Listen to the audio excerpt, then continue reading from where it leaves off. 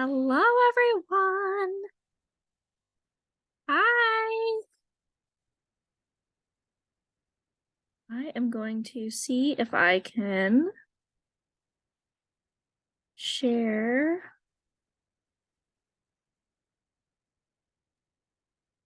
Here we go.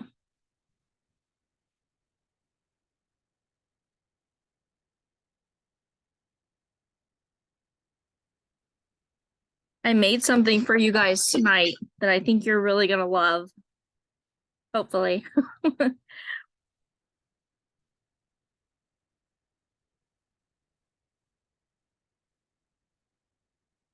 gonna wait just a minute or two, but I am so happy that I have a couple people on. That's so exciting.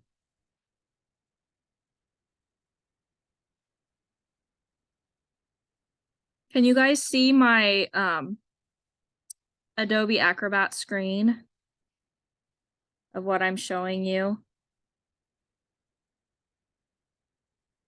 Let me know if you can see it.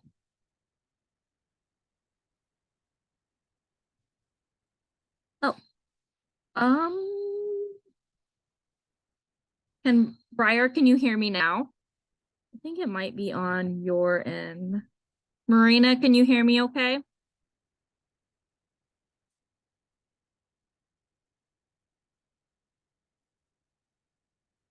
Okay, Marina can hear me. So I think, Briar, it might be on your end.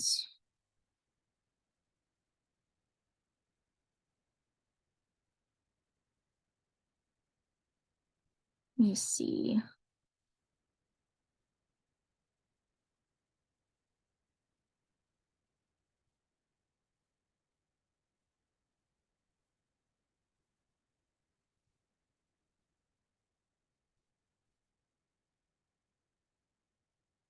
Yay, okay, good.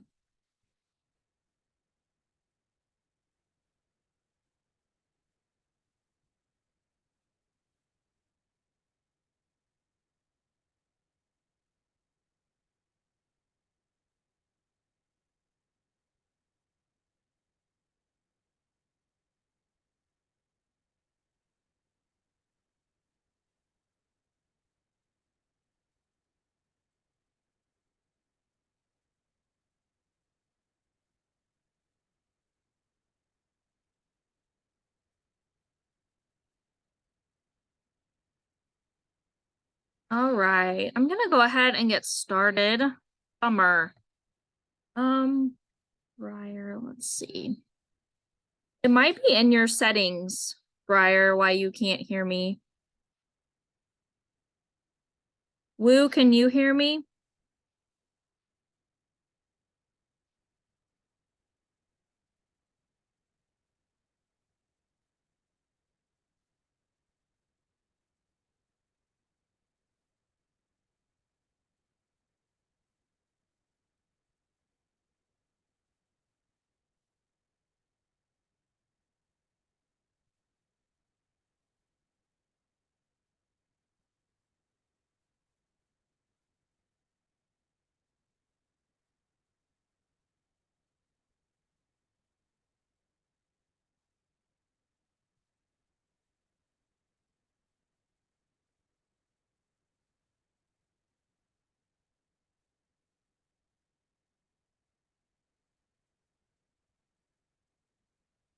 All right, I want to go ahead and ask a question.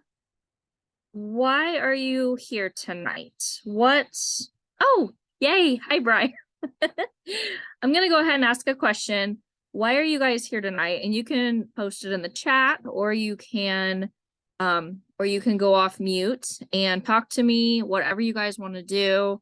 But tell me why you're here tonight and why you want to learn how to start your own veggie plants.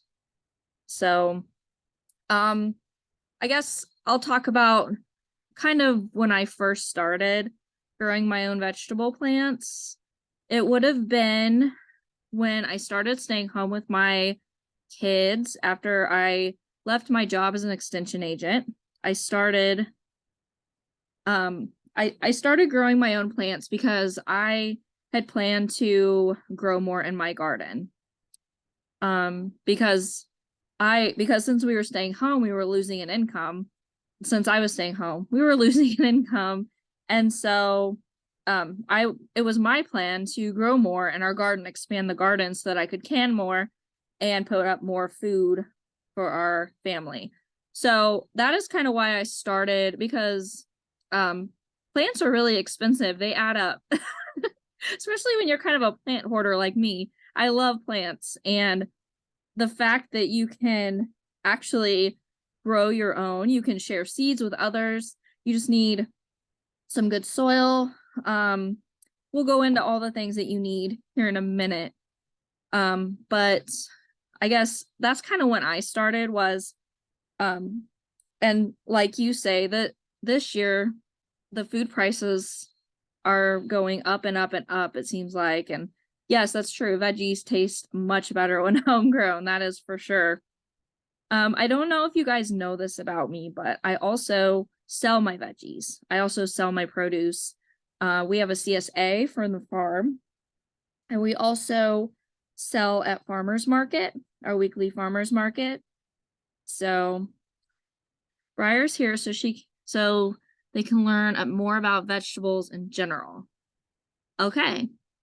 Started a blog last year, always looking for advice. Well, glad you're here. Very good. Yes, vegetables in general. It's amazing how much there is to learn about vegetables and growing vegetables in general. It's a science because every vegetable requires something a little bit different. Even vegetables that are related to one another, tomatoes and potatoes, you grow them differently, but they're related. That is so bizarre. So I am glad to have you all with me tonight. So I'm going to kind of go into a little overview of how to grow transplants, how to start seeds. I'm going to show you what I've made for you to help you. And for coming live tonight, I'm going to give it to you guys for free. If I can figure out how. I'll think about how I can get it to you, the three of you. Maybe I could just pop a link. Let me check. Maybe let me check and see if I can get a link from Canva, because that's where I made it. If you guys have any ideas, let me know. Oh, I have to stop sharing my screen. I'll do it in a little bit, actually. Okay, let me get back to this.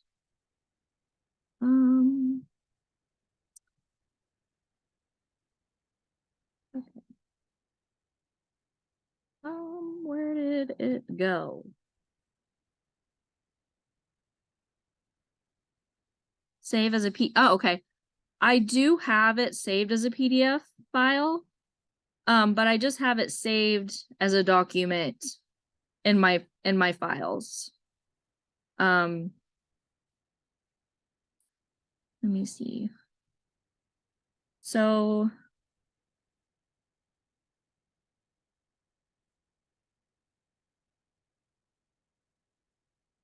let me see here.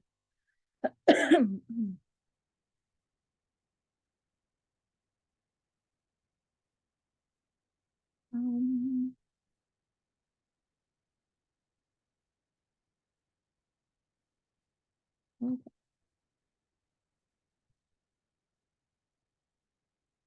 I can't spell tonight. Okay.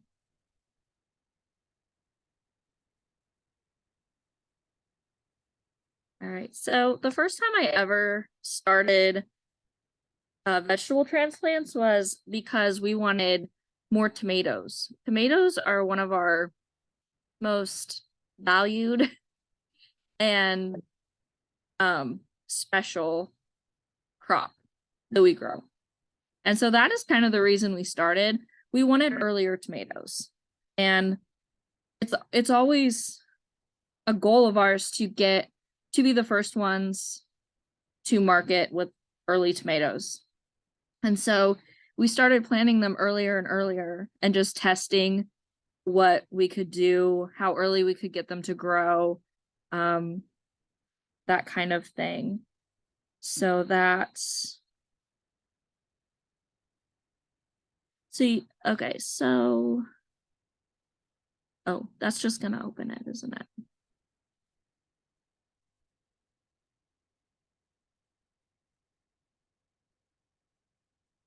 Oh, I live in zone 6A. What about you all? 6A. I live in Kansas, so northeast Kansas. Zone 5. Okay. So your growing season's going to be a little bit earlier, I believe. Wait, is that north of me? I can't remember which way the zones go. Wisconsin. Okay, you're a little bit later than me. But that's okay. Oh, you're in Canada. Awesome. Okay. Awesome.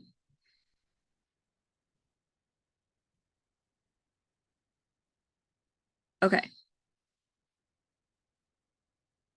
Okay. I think what I have to do, stop sharing this for a second.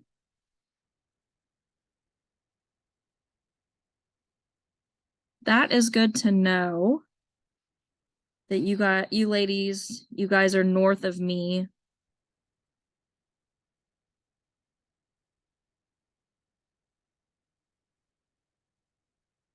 Yes, Marina, that's kind of when we get started too, is in February.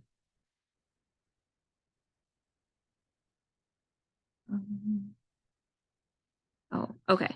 I wanted to go to Canva.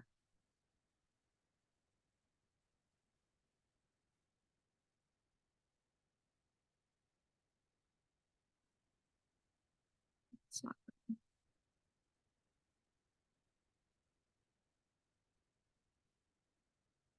Um.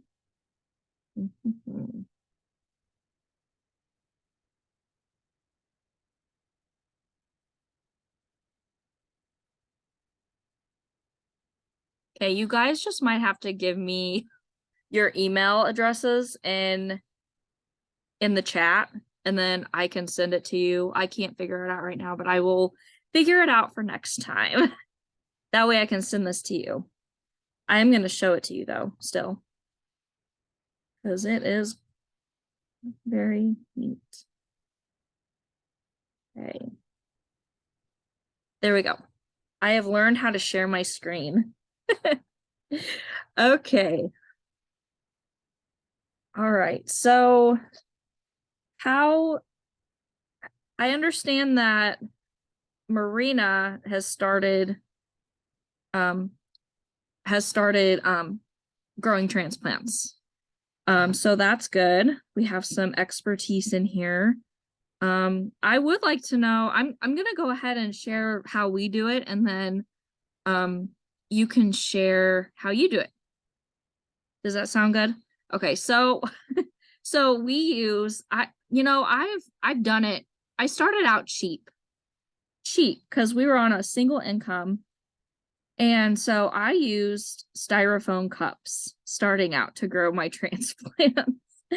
And I mean, looking back, it worked, but I definitely learned a lot. Definitely. I've done styrofoam cups. I've done the clear cup so that I could see how the soil was dry, how much water I was putting in there, because that's kind of important. I learn over time is to kind of monitor how much water your little area gets, because it's really easy to flood those seeds.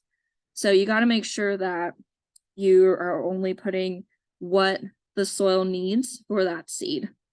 And it really comes down to not needing very much at all. So starting out cheap like that, and then going to, yes, recyclable containers are awesome.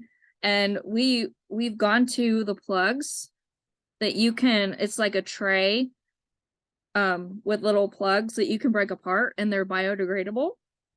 And we just fill with some potting soil, poke the seeds in, and then we can go ahead and pull them apart and plant them.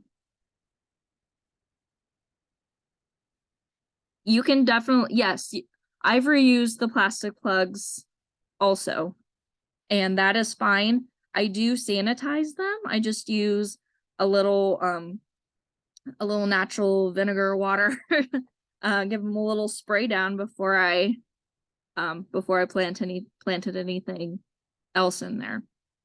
So we went from growing mainly tomatoes and peppers, transplanting them, to doing pole crops, which is cabbage, cabbage, broccoli, cauliflower. Eggplant is one that we like to grow early and then transplant. And then also we've done okra, which worked out really fairly well. Although we've transplanted the okra and then we direct seeded some, and the direct seeded actually caught up with the transplanted okra, even though they were planted about 2 to 3 weeks before. They still caught up, but it's all good. Either way, I think it's a really good practice. Let me ask how you guys do it. And you can write in the chat, or you can come off mute and talk. It's completely up to you.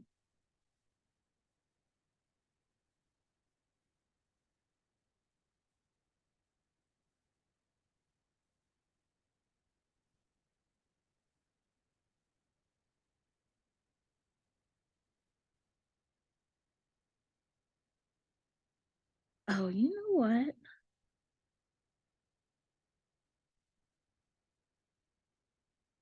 Start both seeds and young seedlings from greenhouses. Okay. Do you guys have your own greenhouses?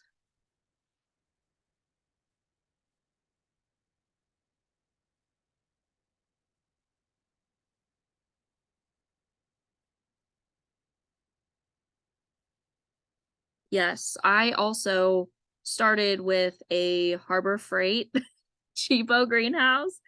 That with all of those Harbor Freight greenhouses, you have to like enforce. I have been there, done that. And I still have it. I still have that Harbor Freight greenhouse.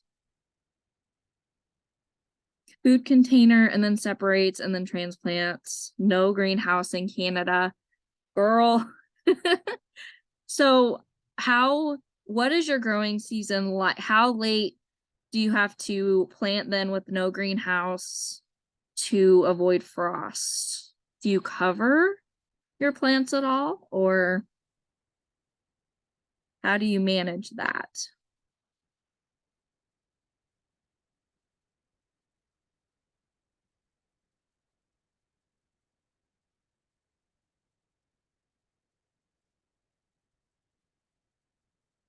I'm writing down your email addresses real quick.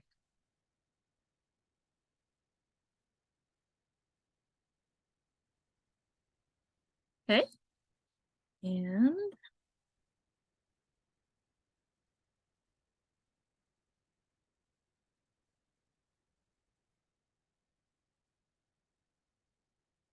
all right. Starting seeds inside. I agree, because of germination. That's how I also do it. Start this seeds inside, actually upstairs, because of the temperature that seeds need. Plant after May 24th, long weekend, usually June, straight into the ground. Okay. Are you interested in getting vegetables earlier?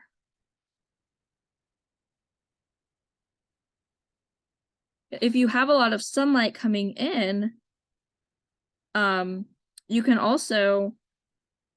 grow. If you have a lot of sunlight coming into your house, you can grow plants in containers. You can grow like tomato plant or really any vegetable, almost any vegetable you want in containers inside, as long as you have ample amount of sunlight.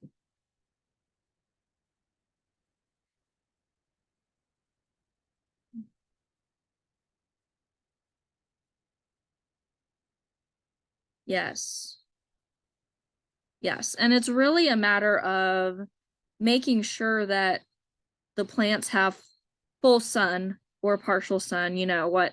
An east window has worked amazingly well for me. Also, not just an east window, but a south window, a window facing south. I grew one year I didn't have my greenhouse yet, and we had a colder spring. So I kept my plants inside and upstairs, and they did really well in that window. Grow lights from, yep. We use grow lights as well. The problem we have is we usually get too many plants for our lights, and we have to use other natural sources. Because we try to budget, and so buying more supplies sometimes just doesn't cut it.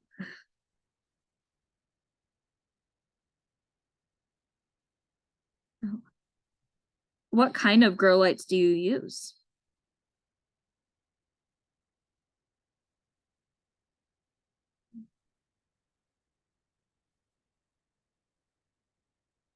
Yes, Marina, that is a problem I have faced as well. Plants getting too leggy. And that's also a light issue as well. If they're too far away from the light, they grow towards the light. So that's when they tend to get long and leggy also. Bright pink lights, that's awesome. I also have I don't have pink lights, but it's green. Excuse me. I think the brand name, or the name of it is, I wish I would have looked beforehand, but I did not. But white and pink. All right, ours are green.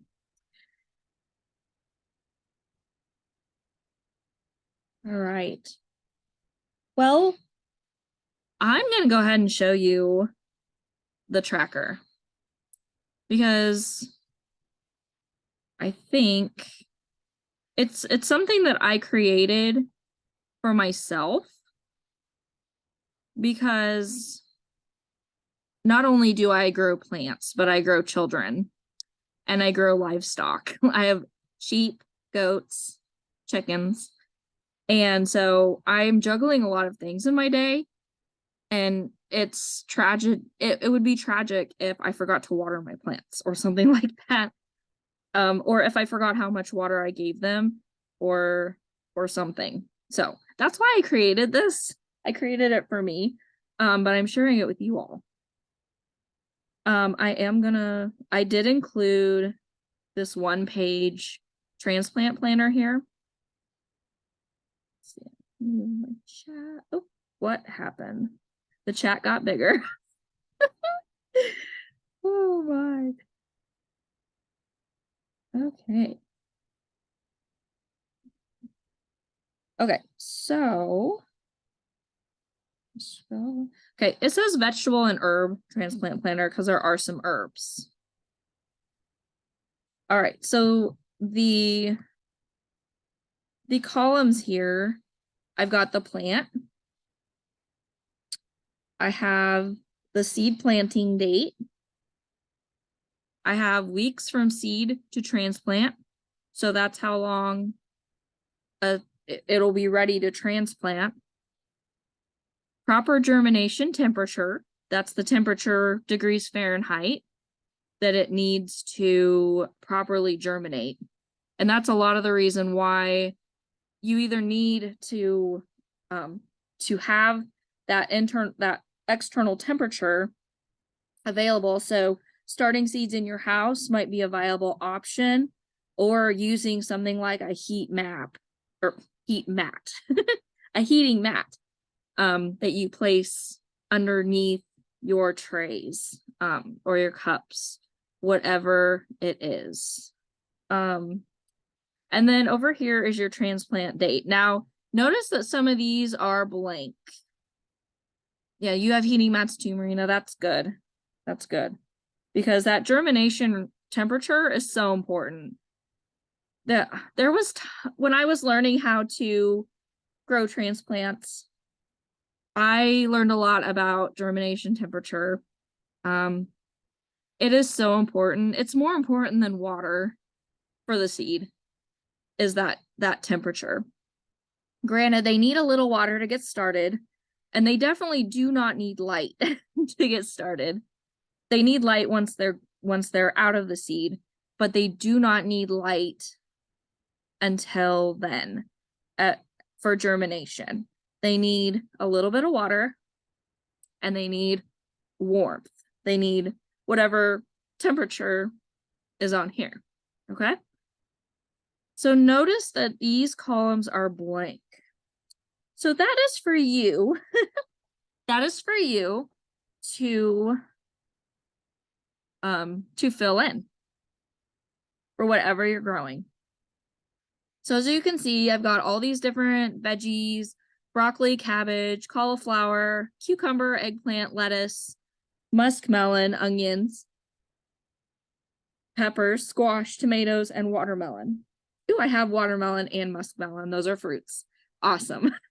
And then I've got some herbs: oregano, basil, chives, thyme, stevia, parsley, lavender, and sage. Okay. So these are just like kind of the common ones to our area of the world, but you can easily add to this list if you have a favorite one that's not on here.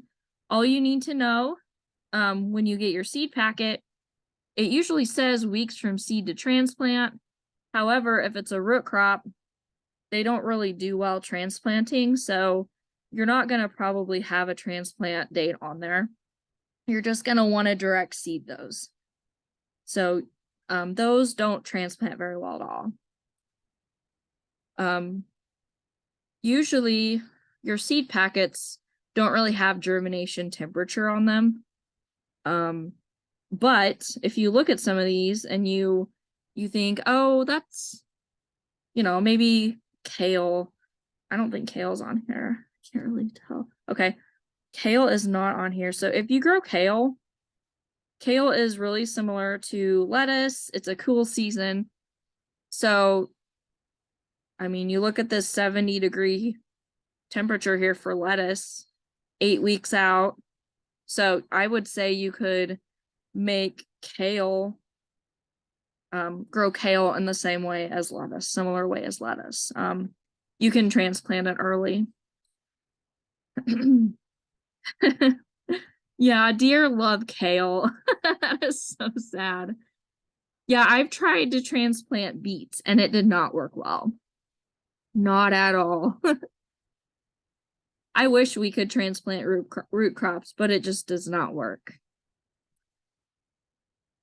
So now that you see these numbers, your seed to transplant, you can actually write in here the date for which you're going to transplant. So you can write your seed planting date here, the date that you planted the seeds, and then go 8 weeks, 8 weeks, 8 weeks, 4 weeks. And then over here, you can figure out that transplant date and write them in there. And that's a really good way to stay on track for planting them on time. If you're transplanting them to a container, a bigger area, or outside, or in a greenhouse, or wherever. It's just good to make sure that you're on track and you stay with the guidelines so that your transplants will make it. You can try to transplant stuff early, but sometimes it does not, they don't make it sometimes. It's just a risk you take. Are there any questions about that one-page tracker?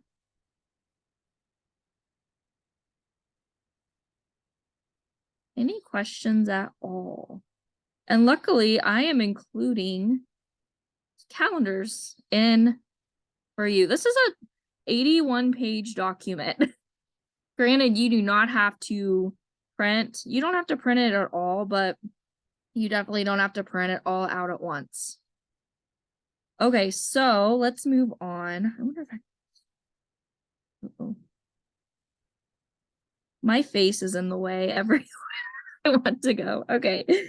All right, I'm going to scroll down. So that is a very good resource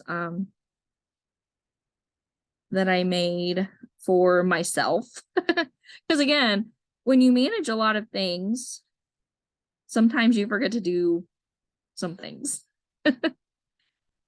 All right, so let's get into this. Each month of the year, you are eligible to grow whatever you want. Meaning there's no set season. Like, I know you guys are north of me, you know, your season is technically shorter, but there are ways to manipulate the growing season. People do it all the time. You know what you need. You need good soil. You need sunlight or light. You need water. And you need protection. You need a place for where those plants can be protected to where they can grow. I like using the scenario of Goldilocks and the Three Bears, especially when teaching kids germination, because I teach a lot of kids about gardening in our area, and I love using Goldilocks and the Three Bears because that's a story that we all know, I think. So Goldilocks, she goes to the cabin of the Three Bears. The Three Bears are gone having a picnic. So she goes in and she goes to, we're going to just make it short. She goes to Baby Bear's bed, or she goes to Papa Bear's bed first. And she gets in it and she says, "Ooh, this bed is too cold." And so she gets out and goes to Mama Bear's bed. And she said, "Ooh, this bed is too hot. Too hot." And so then she goes to Baby Bear's bed and she gets in, "Oh, this bed is a perfect 60 degrees. I could stay in here and grow in here." And that is what seeds want, you know? So once you have that germination temperature good, the seeds will start to come up, a little bit of water. So I guess to make a long story short, you can manipulate that in so many different ways. And I could go in, I could have a series on how to manipulate the environment for growing plants any time of the year. But so that is why I've included the 12 months. Because if you wanted to do that, you definitely could. So let's start with January here. So for each month, you get a calendar. And notice I'm on track. 2023. Good deal. All right, so you get a calendar. All right, so it has the squares. And then down here, it does have where you can write to do, or you can write notes. And you can maybe list out what you're growing that month, or what you started, or what you need to buy, that kind of thing. Okay. Then I have like 4 or 5 weekly planners. Okay. And so you have the month here and you write whatever month it is. Excuse me. The week. Okay. And then you have, and these are like gray squares, so they're kind of hard to see, but it's okay. So all the days of the weeks. So you can write in each day what you've done with each plant. So like if I'm growing tomatoes and peppers, I can write down, I planted them Sunday, Monday, gave them a little water. Monday, I checked them in the morning, and then I checked them in the afternoon and gave them water. And then Tuesday, yada, yada, yada. I checked their light. Everything was good. Then Wednesday, Thursday, good, vice versa. Then about 7 days, 8 days, hopefully, you're going to start to see some little plants coming out. Okay, so the next week, you can just write in the little squares what you see, what you've done, whatever notes you need to take about your plants.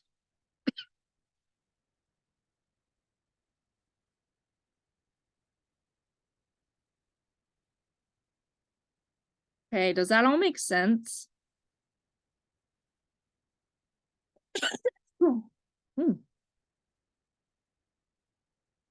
Excuse me.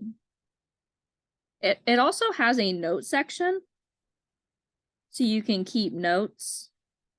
And while the seeds are still in the ground, or underneath the ground, you will start, it's kind of boring, but once they start popping out, you can actually take notes of what they're looking like and any progress.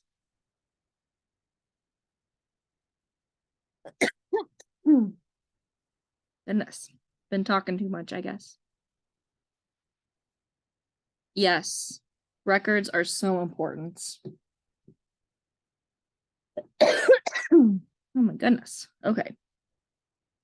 So you have one for each week of the month. And then you got this handy little note section. And then it starts a new month. So then you have one for each month of 2023. You have a whole section of those. So you can print them out month by month and put them in a binder or a clipboard or anything like that. So that is what you are getting tonight. Do you have any questions so far? And I've noticed that we have some more people. That's exciting. Hello, everyone. You guys are getting this workbook for free tonight. I created it for you. Do you have anything that you want to add? Since I know I did want to see if I could add it here. I am learning Zoom, guys. Learning Zoom. Let's try this. Okay, I have attached the tracker. If you guys could open it and see if it works for you, it is yours to keep for showing up tonight.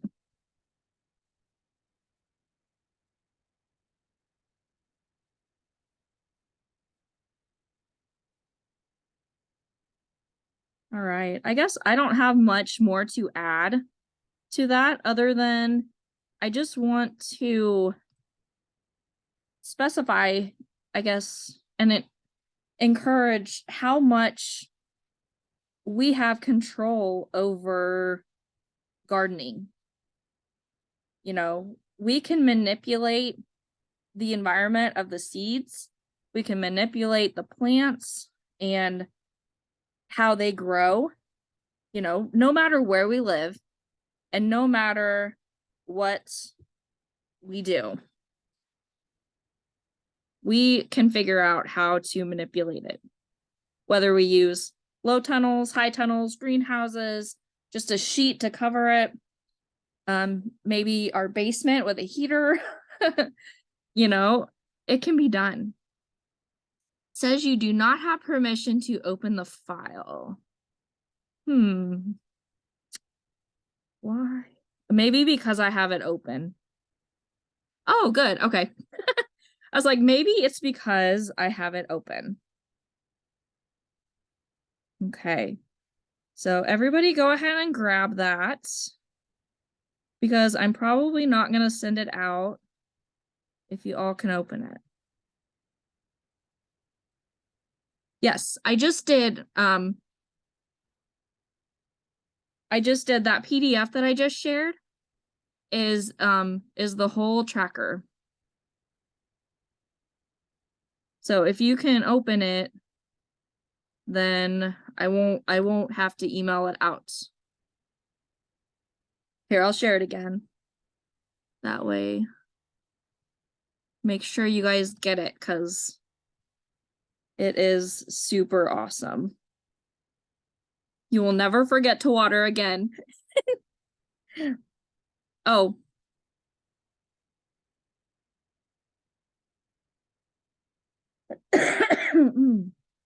Let's see. Yes, Marina, you're welcome. Thank you for being here.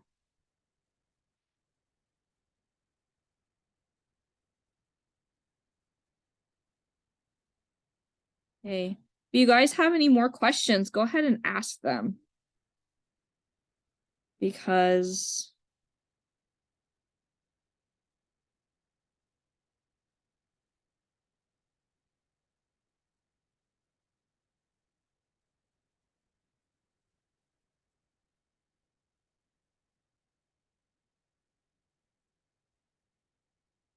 how do you plant your tomatoes? All right, do you mean tomato plants? Top down? What do you mean by, I'm not sure what you mean by top down.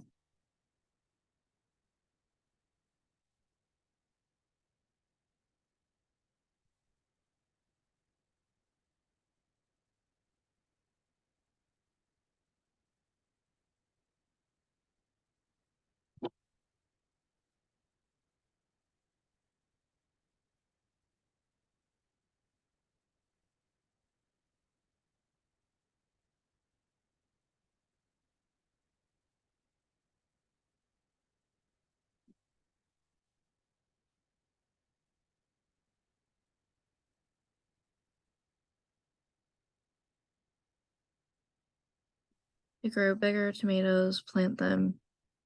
Oh, okay. Okay, we just and we use the plastic, the black plastic, and then we mulch also. So we lay our plastic, actually we got one of those raised bed things that things. The raised bed maker that pulls behind the tractor. We got one of them. So we make our raised bed, and it softens up the dirt a little bit. And then we lay down our plastic, and then we burn holes in the plastic. And as far as like planting them east to west to east, we don't really worry about that. Let's see, this year we did plant them east to west, and they actually did very well. So maybe we just need to follow that. They did excellent this year. Last year we planted them north to south, and they didn't do as well. I just thought it was because it was a different weather patterns, less rain last year. Actually, more rain early and then less rain later. But that, you could have something there. I haven't heard that, but I might keep that in mind. We are going to keep them east to west this year. We're just going to move them to the other end of the spot. So we will see. Kohlrabi, yes. seed starting. We have kohlrabi is like a cabbage. Have you tried to start them from seed?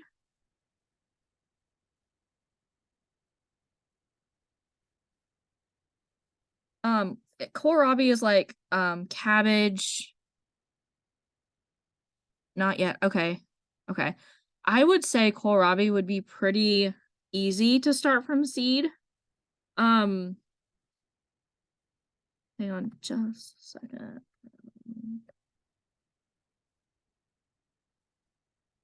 But yes, you could definitely do it because it does grow above ground, I believe.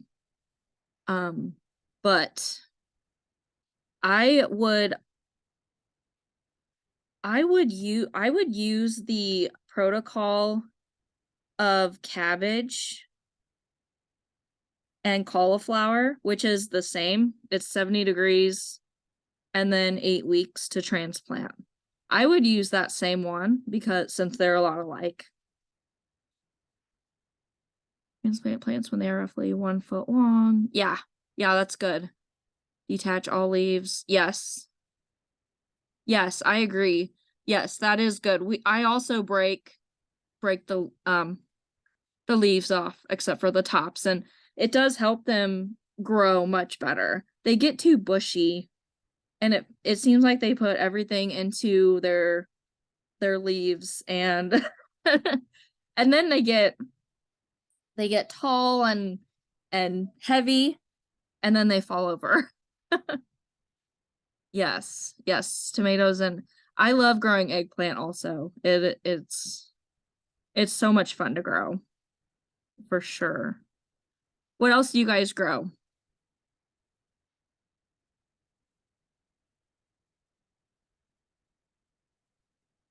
Yeah, we've used cattle panels to stake our tomatoes. I've staked them individually, which is fine, but we grow so many of them that we don't have enough um cages or stakes. So we've started using cattle panels that are 12 feet long, and then steel posts. And actually last year we used like a netting. We used a netting that somebody was selling. We tried it. It worked for the shorter determinants, but not the taller indeterminants. Did not work well at all. They got too heavy and just the netting just fell over. Radishes, kohlrabi, yes, cool season stuff. Good, yes. Fried tomato, yep. That's kind of what we do. Also, we usually have 150-foot row of tomatoes. So it requires a lot of cattle panels and netting, but I love growing green beans, which I don't have on here because we don't normally transplant those. We just direct seed. They don't do well as transplants either.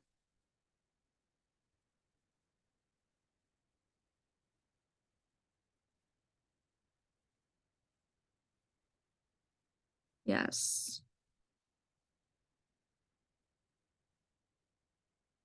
Some other things we grow. Well, watermelon you can transplant, and that's on the transplant tracker, or the calendar. You can transplant that, along with cantaloupe. And like I mentioned, okra, but I made this years ago. I don't even think we were growing okra yet when I made this. But okra you could probably use the same as tomatoes and eggplant. The same. You can do the 70 degrees, 8 weeks. That's what I would do anyway. Squashes, melons get pre-planted and then planted mid-June. Yes. Yes, we try to get ours in May, the the later the later summer stuff, usually the first part of May, so that we can get 4th of July watermelon. Now zucchini we can start pretty early, and cucumbers. We can start those pretty early and they'll make it through a frost if we cover them. We have to cover if we do get a late frost, which sometimes we do because it's Kansas, and in Kansas you never know what the weather's going to do. It's not consistently warm or cold. We don't have a consistent frost date. It's just whatever. Whatever they feel like. Yes, yellow zucchinis are fun. I love yellow zucchinis. They make great noodles, zoodles.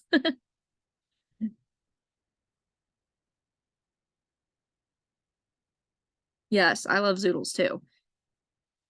I love making zoodles and cheese. It's like mac and cheese, but with zucchini. Delicious.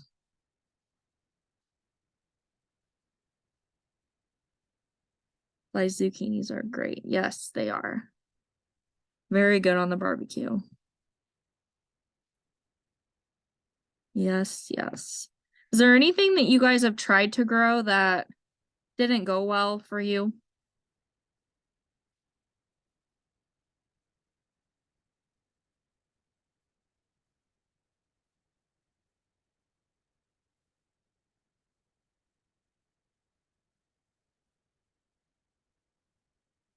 Yeah.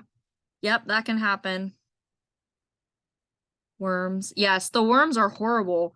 I've actually toyed with the idea of growing broccoli and cabbage in the fall.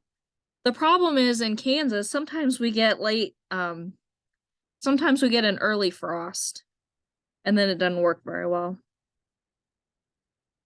Yeah, I've never had luck with celery either.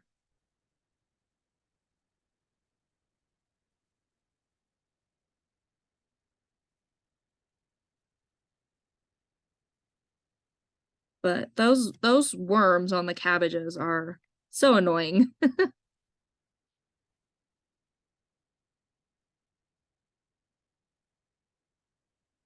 And my kale was getting them too.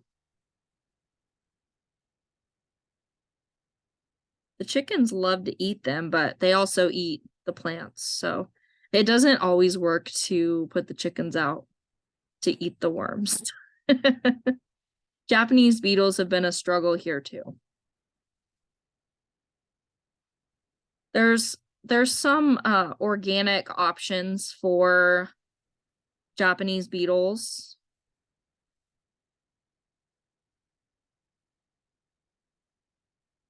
We have had tomato hornworms before, but we don't get them every year. It depends on where we plant the tomatoes. We have a few different spots on our ground.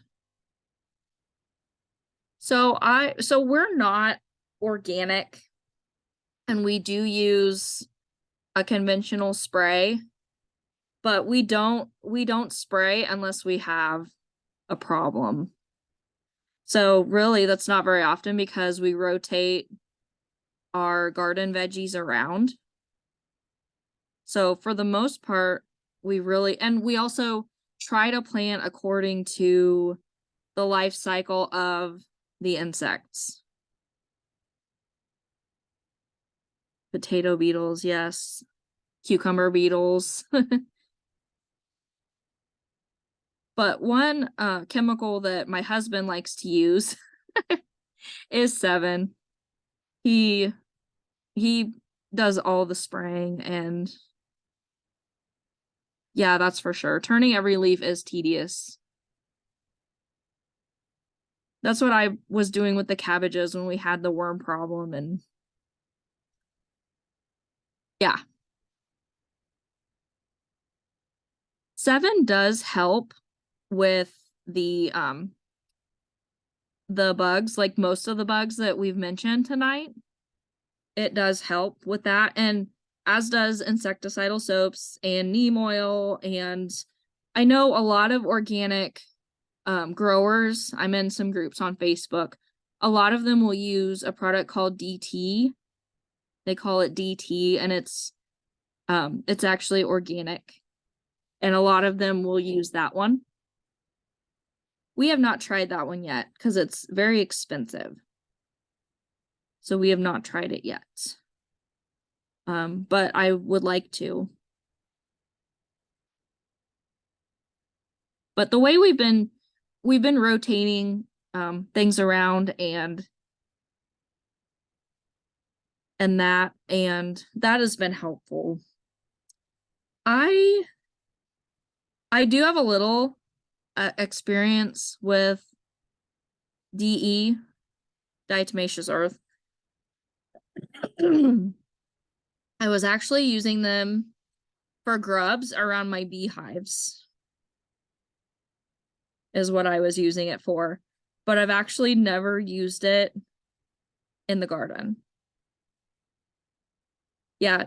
Oh, DE is diatomaceous earth. Sorry. Take a bucket with water, knock out. Yep. Squish the orange eggs that are laid underneath the leaves. Yeah, you can tell when the bugs are coming because they've got you can find their eggs on the leaves.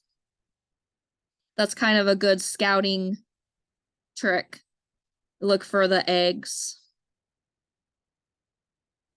Another good scouting trick is when you spray once, you need to spray again in a week or so, a week to 10 days, because you may have gotten the adults, but you didn't get the babies. Those eggs will be hatching, and so you're going to have to spray again. So timing is everything. Timing is everything with gardening, whether you're growing transplants or scouting for bugs or watering or harvesting. It really is everything. Yes, marigolds. I have not tried planting marigolds around my garden.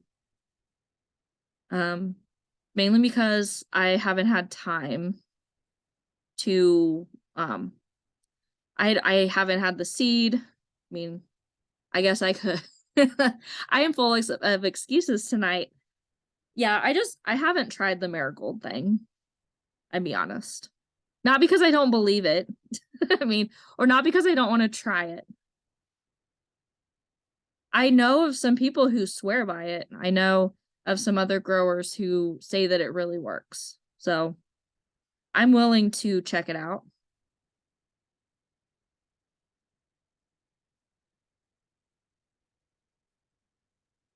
Yes, diatomaceous earth is a natural mineral that's mined. Skeletons of diatoms, a kind of plankton that lived in prehistoric seas. Yeah.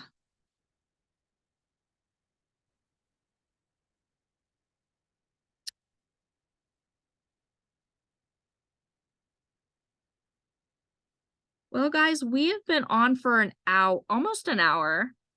Do you guys have any other questions or anything that you've been struggling with before we hop off of here and enjoy the rest of our Friday night?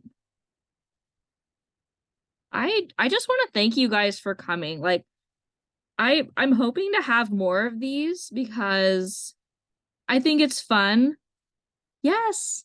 I think it's fun to get to know all of you, the people who follow me on my email list, and I think that I think it would be fun to do more of these. Do you guys have any topics you want me to cover in future masterclasses?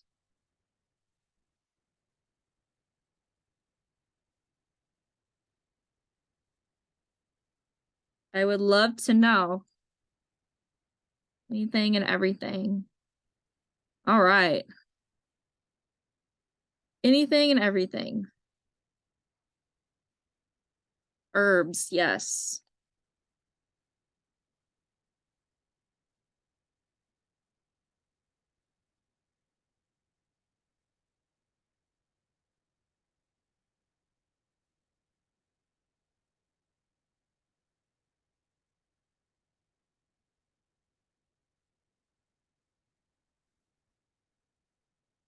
And those of you who came on a little bit late, do you guys have any questions, or did you get the tracker downloaded?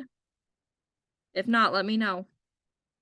Do I grow anything specifically for livestock? Well, they get okay, so my pigs, we have pigs also. My pigs get and my chickens, they get to share any big cucumbers that we find that we miss. My dairy goat loves big okra. If we ever miss okra, and we find a big one later, she loves them. So we give her those. Nothing really gets wasted on the farm. Pumpkins, watermelons, the pigs love produce. So anything that we have, yeah, the compost pile also. Like we have a compost pile and that we turn for soil. And it's great. We put mainly veggie scraps in there. We don't want to give the pigs too much. And we do have a lot of veggie scraps every week during the growing season. But it's fun to sweet corn. Our cows love the sweet corn. Pigs love the sweet corn too, but sometimes when the cows come up from being out on pasture, they'll come up to the lot for some salt, and we'll have some sweet corn ready, and they eat it right out of our hands. And we kind of like that. So the goats, they don't really enjoy the produce. They might eat, we gave them half a watermelon a while back, and they didn't really even eat that. So what breed of goats do we have? Well, our dairy goats, we have Oberholzie, and we have one Nubian, one baby Nubian. That's my daughter's. And then the other goats, we have our Boer goats. Gophers, oh my gosh. So this is a question that I've never been able to answer because nobody really knows.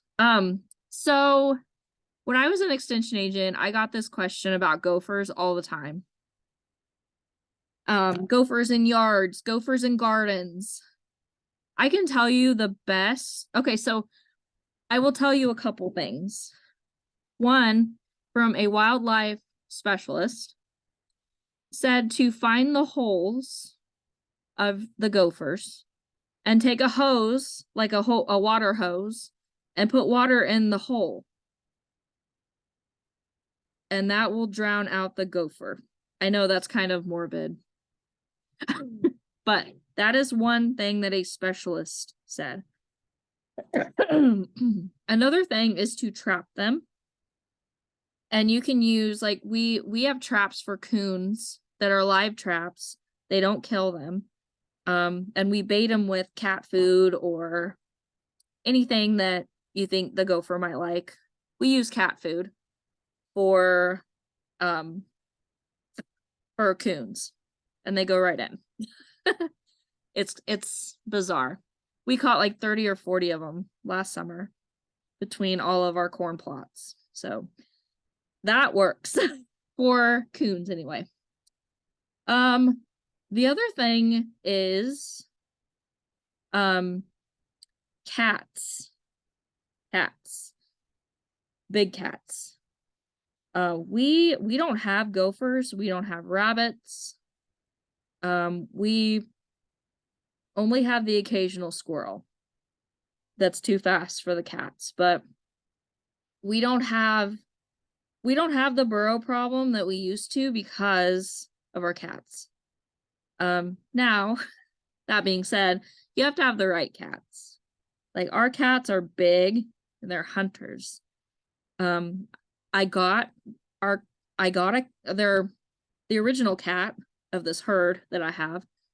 You can see my cat herd on TikTok.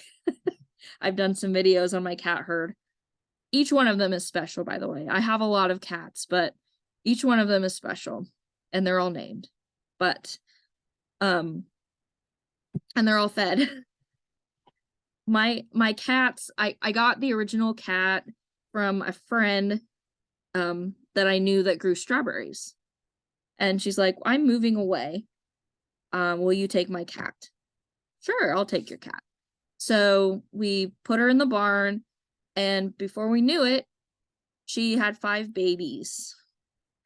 And then those 5 babies had babies, and from there, we've just kind of accumulated a cat herd that hunts. I mean, we do not have rabbits. Before our cats, we had a problem with rabbits and probably gophers also. Yeah, definitely tunneling things, because they were tunneling under my chicken coop, because the chickens would drop pieces of their feed through their netting of their floor, and they would the gophers would go under and get the pieces of corn.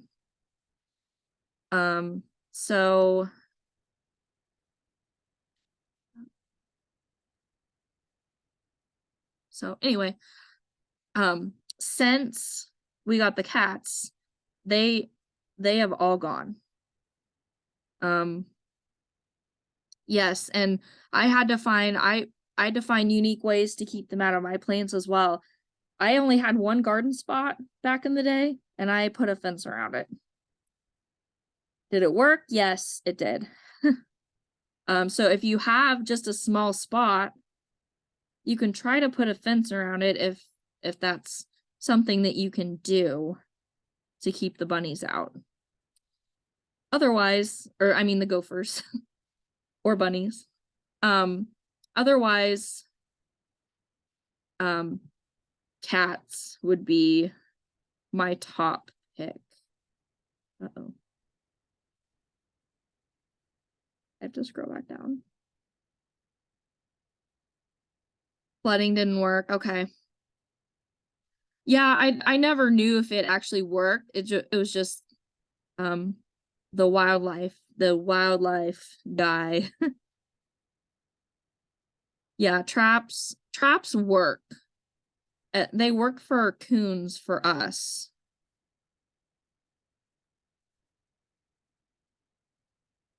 No place. Yeah, that is true. Coyotes would eat your cats. Bummer. It's too bad that they won't eat the gophers. I would do the trap thing if I were you. That sounds like it might work. Cayenne pepper with rabbits. I actually tried the pea, like the wolf pea. That didn't work either. Flour works. I've not heard that. Worth a shot, though. Hardware cloth to keep out the possums. Okay.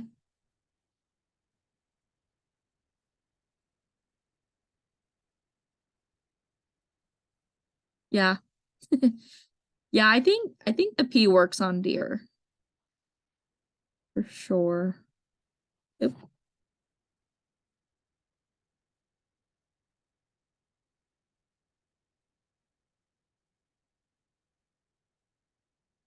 Okay, I'm down at the bottom. But yeah, definitely I would, if you can't have cats like a predator, I would definitely do the trap. Maybe bait it with like some corn or something like that that they like.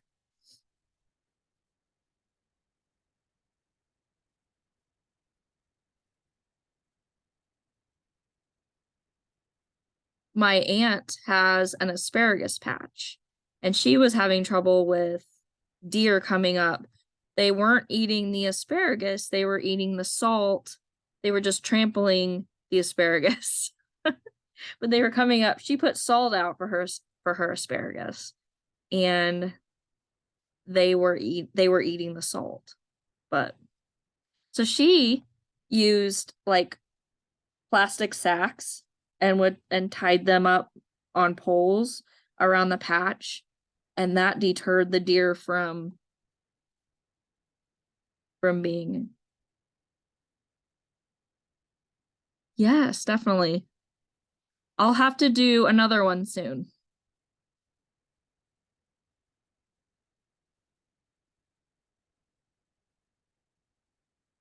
Yes. Before we got this big mean cat, and I mean, she was mean. When I got her, she attacked me. And then when she had her babies, my kids went in to the barn and they found her babies and she tried to attack them.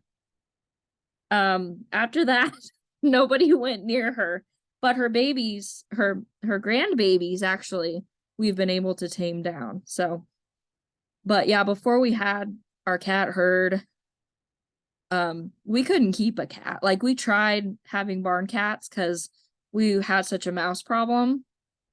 And so um we but yeah, I think we had more of a coyote problem and everything. Then we got our Pyrenees and it got better. Although he kind of liked to eat cats.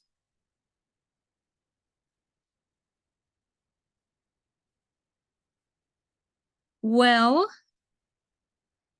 I think that is all I have for tonight. Thank you guys so much for joining. I have really enjoyed this. It's fun to get together with like-minded people and talk about gardening and raising animals and homesteading and all of that. It is super fun to do that.